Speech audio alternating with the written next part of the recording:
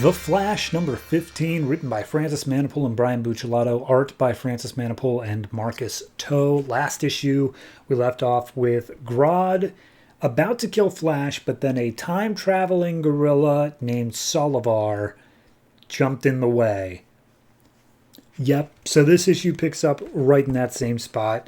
And Patty learned about Barry being the Flash. That was another thing.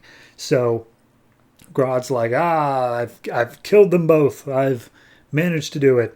And Patty throws some rocks at Grodd, like, oh, you big meanie, how dare you? I'm not leaving here without Barry.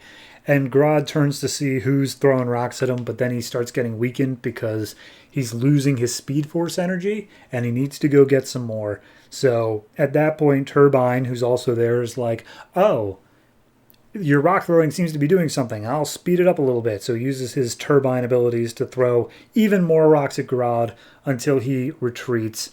And Patty runs over to Barry, and Solivar's like, hey, remember what I said, Patty? And Patty's like, yeah, I remember. He's like, okay, but I'm still going to say it. Remember, the mind will always be faster. And Solivar ends up dying, but Barry maybe might just be okay.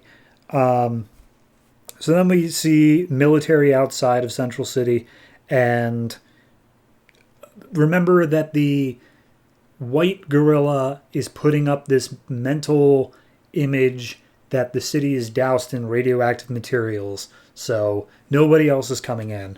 And then we go to the white gorilla who's using the brain power of an entire stadium of people, and just like, well, I'm doing the best I can. And they're like, well, what happens if it falters? Or like, civilization figures out we can't fight back all of men. And then the gorillas are like, yes, we can, because we have King Grodd to help us. So, yeah, there's that. Then we cut over to the rogues, who are like, okay, we need to go save the people. And our plan is we're going to use the mirror dimension. You good, Mirror Master? And Mirror Master's there. He's just like, yeah, no, totally, bring him on in.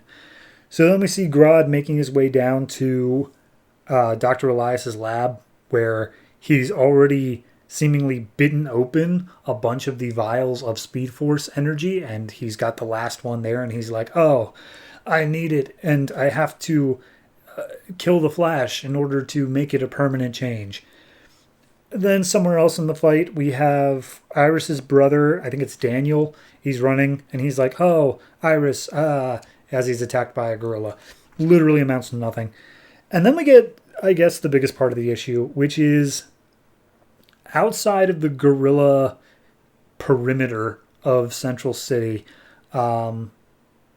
we see Barry is being kept up at Manuel, the guy from like the first arc, his mom's house. And they're keeping him there safe while Patty's looking over him. And he's in a coma, and everyone's just like, okay, so if/when Barry wakes up, it'll be our like last stand. Like, we're bringing in all the cops, retired rookies, in order to stand up against the gorillas, but we really, really need Flash to be there. So here's hoping he wakes up soon. And then we see he's got like, he thinks he's dying, but in actuality, he's using his like Speed Force mental powers to process through a bunch of different series of events. And we see one series of events in yellow, one in red, and one in blue. And each one is following just like a different path of events they can take down. One where they attack the stadium, one where they attack the Elias's lab, and one where they attack Grodd directly. And we just see all the different events playing out and how each one would go. We see the one where they attack Grodd directly fail first. Barry is just stabbed through the chest, and Grodd wins. The one where they are attacking the stadium where everyone is, it seemingly also fails because the group of people that are all hooked up to the same mental thing would all have their minds fried, and it would also end up with Patty dying, which is not an option he wants to do. And then we see the option where it seems like they're going to Dr. Elias's lab, and it's this whole extra thing that seems like it may take over the course of many weeks, if not years, because we see a Patty that has like scars on her face, so clearly she's been in this fight for a while, but in the end, they do end up on the blue path succeeding. And Barry's like, wait a minute, hold on, okay, keep playing this out, keep taking it to the end. I mean, it's not going to be that we win without a scratch, but we can still manage to take out Grodd. And it seems that in this path, Barry might have to give up Patty in some way, though it looks like he's just going to be going into the Speed Force along with Grodd. And he's like, he shoots up out of bed. He's like, oh, Patty, I got it. I figured it out. The only way to win is to turn himself over to Grodd. And that's the issue. I will say, obviously, you cannot view it that way, but the pages of him going through the Speed Force mental thing are literally like an 8-page spread.